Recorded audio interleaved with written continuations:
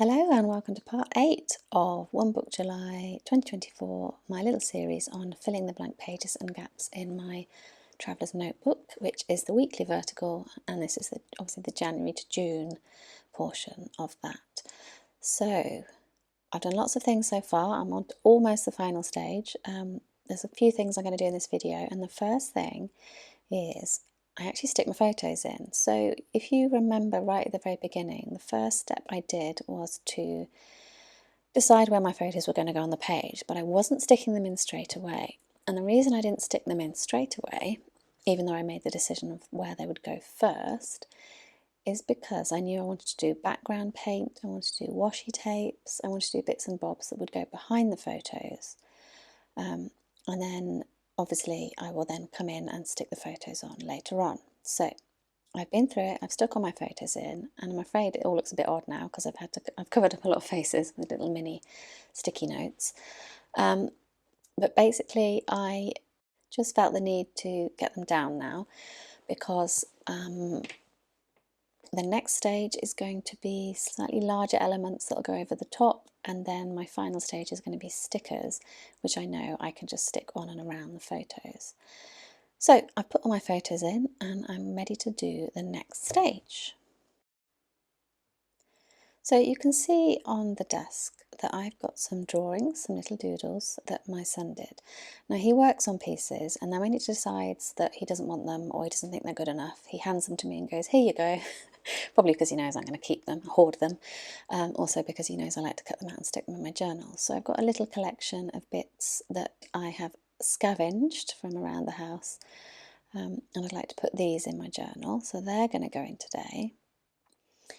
And then the other thing that's going to go in are my random little doodles and little bits of artwork. So I went through all my old sketchbooks and artwork from all the way from school up until recently, I suppose. I had so much. I went through all my sketchbooks, and I actually pulled out pages of things I liked, and then I got rid of all the rest, which I know is quite shocking to some people, but it felt really good to do that for me. So I do have some little small pieces that I sort of rescued and I cut out because I thought I'd quite like to keep those ones. They've got nice memories attached to them, or they're just cute, and they were just sitting around on my desk. So essentially this video is about scavenging your life for artwork, or anything, I suppose anything paper-based that you've kept because you thought they were pretty, anything you've kept because you produced them. These are calendars from my Patreon that once I finish that month they come off the wall, so I might try and get something from there in. I might not, but we'll see. I would add into this category things like shopping lists, or little notes you leave for somebody, or notes that somebody else leaves for you, or you could even do things like some random to-do list that reminded you of a particular event. I also would go through my notice board and pull off all the things that are sort of like no longer relevant. So there might be things on my notice board to remind me of things or to inspire me to do things. So I'd go through that and I'd pull that off. So I'd sort of call that category of ephemera like life ephemera, I guess. And I actually think that's one of the nicest things you can put in a journal. You know, my mum, when she's on the phone, she'll sit with a piece of paper and a pen, and she will doodle, and you can usually tell from the doodle who she's been talking to, let's just say. So I know these are sort of like moments of your life captured on paper, and I think they're really fun to put in your journals.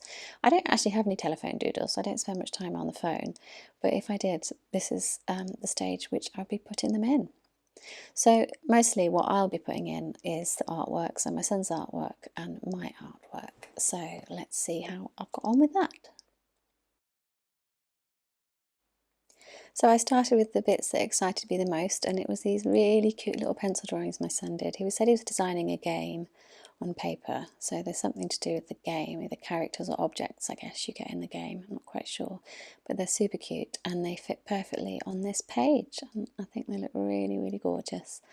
And then this little flower that I drew years and years ago, I just kept it. There was a whole page probably of me drawing little flowers, and I sort of remember where I was when I was drawing it, so I thought I would just pop that one down. it's actually quite refreshing to have these little pencil drawings on the page, because they do sort of open up the space a bit more and make it a bit more neutral, a bit more minimal, I guess. Most of my drawings are highly colourful, so it's quite, I don't know, it looks really lovely and refreshing to have those pencil drawings on my page. So hopefully the next 6 months he'll do some more doodles that he will give to me. So that's the plan.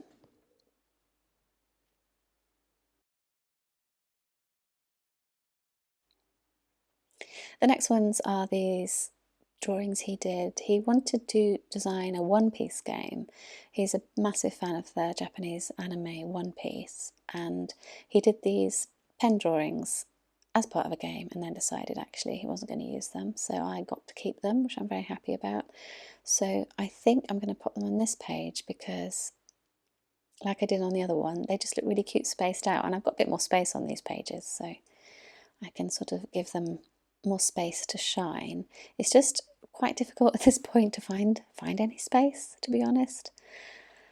But somehow I managed to get them on there. And I quite like the way that the image for Sanji's a character in One Piece who is a cook. So he's drawn a frying pan for Sanji, and I put that one next to that girl holding a plate of food. So I quite like the way that worked on the page.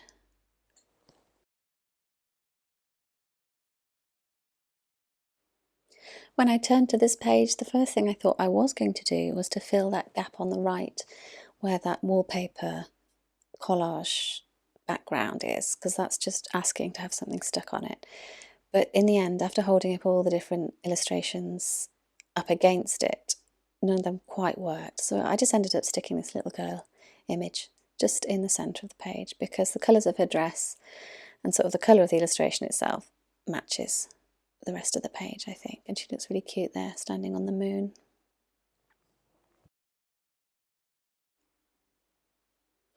And next up is this little ink drawing I did years and years and years ago as part of a children's illustration course. And I did this picture of a little girl holding her toys in the waistband of her skirt. And when I saw that, looking back through all my old artwork, I thought it was really cute. So I thought I would put that one in. And the page I decided to put it on, the space that I want to put the image is going to cover up a bit of my journaling. So I just decided I'm going to move that journaling over, write it elsewhere on the page so that I can still stick her down. Because I quite like the way she's sort of looking up towards the picture as well with her eyes, which I think is pretty cute.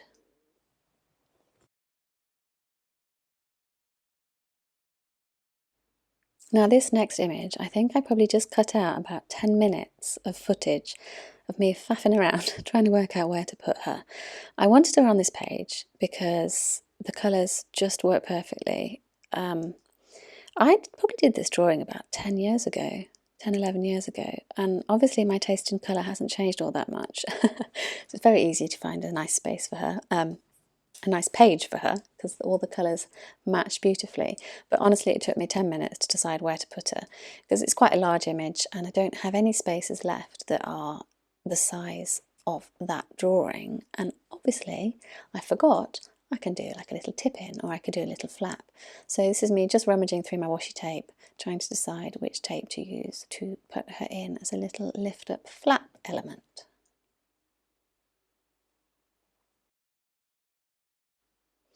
So I chose my little stars and moon washi tape because it's just the cutest thing. It's probably one of my most favourite ones I've got at the moment. And I do actually washi tape both sides. I just feel like it's a little bit more secure. And in this way I can get this cute illustration in my book, but at the same time still use the space underneath if I want to stick something else underneath there.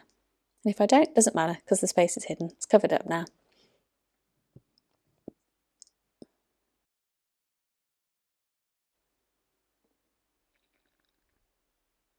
So now coming to this page, which I have had a little bit of trouble with in terms of trying to make it look nice. I love the drawing on the left that my son did, and it occurred to me that if I stick this one on the right, this little bug baby that I did ages and ages ago again, I could make that one into a little flap as well, so I can still lift it up to see the images underneath.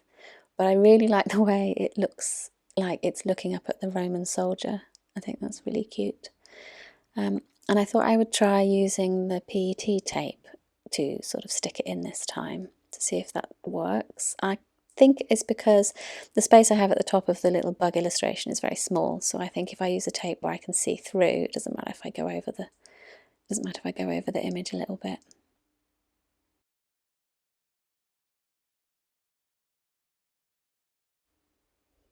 And then next up, I want to find a space to put in all of the little location drawings that my son did. So he was drawing this one-piece game on sheets of paper, and he was making sort of locations for the game, like different areas you could go in the game, I think, as far as I know. So we've got like a forest, we've got an island, we've got a mountain, all the little things like that. So I decided I'm going to put them on this page because I want to put them all on the same page so they're all together, but I didn't have any pages left that had that much space. But I just remembered that these tea ephemera pieces, I think I cut them out, yes, I cut them out from some tea bags. They're flaps. I actually stuck them in as flaps so I can lift them up and I can put all of his little location drawings underneath here, which is perfect and super cute. And then last but not least, I have this image. Now it's the largest image I had, so I knew it would absolutely have to be a flap that you sort of flip out to the side. It was probably a little bit too wide for the page, so I actually had to trim some of it off, which is fine. So it was just a case of deciding which page to put it on. And I put it on this page because this page is very, very busy and it's almost slightly painful to look at with your eyes. Super cute, and I'm really glad I got all those stamps on the same page. But I just felt that if I put this picture over on the left, it sort of broke it up a little bit and it wasn't quite so samey, I guess, across the spread. So this goes in as a flap that will open out to the side so I can still lift it up to see everything that's underneath. So that's basically it for this video. There's not a huge amount that I did on this session. It was quite a quick session, but it was one of the most fun because I was using the material that means the most to me. I mean, I love stamps and I love washi tape because they obviously remind me of certain periods of my life and they're really lovely to look at, but nothing compares to sticking in your own drawings or your own children's drawings. But obviously I'm aware that some people don't have children, you might not have children yourself, and you may not necessarily create artwork yourself, or not even artwork. I mean, some of these are just doodles. It doesn't have to be beautiful artwork that you're showing in your journals, but I'm aware that not everybody produces so much. But as I said at the beginning of the video, do you have anything lying around from that time period of your life that you could put in shopping lists, things from your notice board, things stuck on your fridge, postcards from people, letters, random notes you took on the phone, doodles, anything like that, all of that stuff, all that kind of life ephemera, I think is perfect to put in a journal. And I'm actually surprised I don't have as much this 6 months. Normally I have a lot more. So yeah, but I think it just looks really cute. I love these little like images that you can just see throughout the little, when you lift the flaps you get to see on my son's doodles and stuff. I think it's really lovely, so I'm really happy with this. And the next video is going to be the final stage in filling up my pages, and that is going to be putting the stickers on. So it's going to be a really easy, really fun one, going through my sticker stash and putting all my stickers down and sort of talking about where I bought them and why I'm using them. So I hope to see you for that video, and thank you so much for watching this one, and I'll see you again soon. Bye!